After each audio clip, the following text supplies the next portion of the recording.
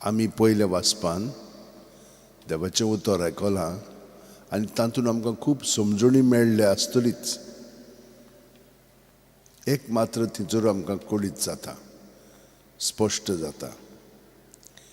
आमी तर पातकांत जियेत जाल्यार आमचे भितर काळोख निर्माण जाता.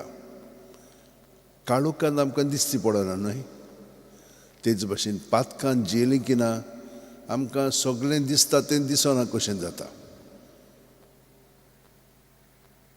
आमी तर जेजून जियेत, सोतान जियेत, कित्याक जेजू जावन आसा सोत, तेन्ना आमचे दोळे उजवाडान भरोन सगळें आमकां स्पश्टपणे दिसतलें. हाका लागून जेन्ना आमची भाव भयणां पातकांत जियेतात, ती काळोखांत जियेतात आनी ती कितें म्हणटात कोत्तात तें आमकां दिसोंक लागता.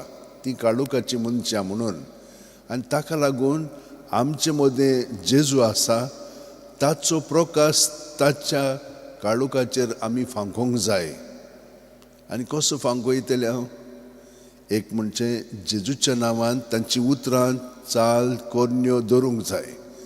जेजू जेजू जेजू म्हणून भितरल्या भितर ही प्रॅक्टीस आमी करीत तर त्या वेळार आमकां तांकां जेजूचो प्रकाश फांकोवन तांची मनां तो उजवाडोंक लागतलो. आमच्यान जायना. आमकां कोणाकूच सुदरूंक जायना, बदलूंक जायना. आयकोतीन एका कानान दुसऱ्या कानान भायर. पूण जेजूतूच तांकां आमचे सवें ताचो प्रकाश फांकयत उतरांनी आमच्या आनी कोन्यांनी आमच्या, जाल्यार तांकां उजवाड दिसोंक लागतलो. आनी तांच्यो कोन्यो पळय आसा त्यो काळोखाच्यो म्हणून ती potkottली आनी ती आपली पातकां कबूल करून तांचें परिवर्तन जातलें. हें आमकां पयले वाचपान एके वतीन कळीत केलेलें आसा. आनी दुसरें म्हणजे पळय, बाकणाऱ्यांनी अशें सांगलेलें की जेजू येतलो तेन्ना सगळें उक्तें जातलें. थोडीं जाणां ताका मानतलीं, थोडीं जाणां ताका नाकारतलीं, थोडीं जाणां ताका काडून उडयतलीं. आनी हें सगळें सांगलेलें तें एक तोर्साद कशी मारयेच्या घुसव्यान म्हणजे काळजांत ती शिरोन ती ताचेर न्याळ करीत रावली, पूण मागण्यांत सदांच रावली.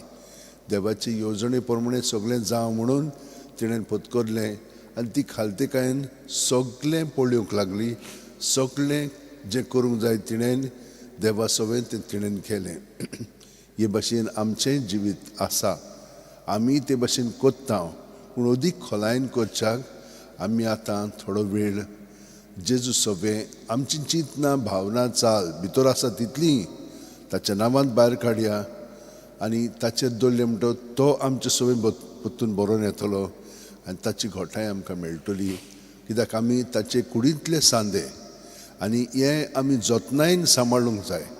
आमी सगळीं जाणां आमचे अशें दवरया, दोळे बंद करया आनी प्रत्येक सुस्कार घेतना तो आमचे कुडींत पांयाची बोट आसा तितूंतल्यान तकले मेरेन कुडींत मनांत आत्म्यांत बरोवन येता.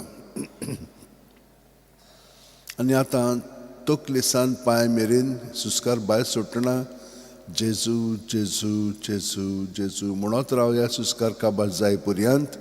आनी हे परी आमची चिंतना भावना चाल आठवणी आसा तितल्योय जेजू सवें धरून तो तें सगळें काडून उडयता. काडून उडयलां ताणें, कित्याक तो आमच्या पातकां पासून मेलोलो आसा आनी हे परी ताणें आमकां सुटका दिल्ली आसा.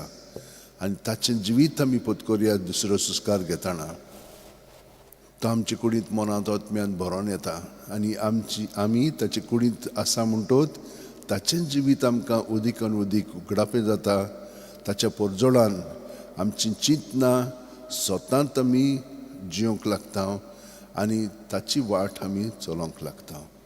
जेजू हें सगळें देणें तुवें आमकां फावो केलें म्हणून आमी तुका आतां आमचें जिवीत सगळेंच भेटयता हे भेटोवणी वरवीं. आनी तूं आमकां उदीक आनी उदीक तुजे सारको कर. आमेन.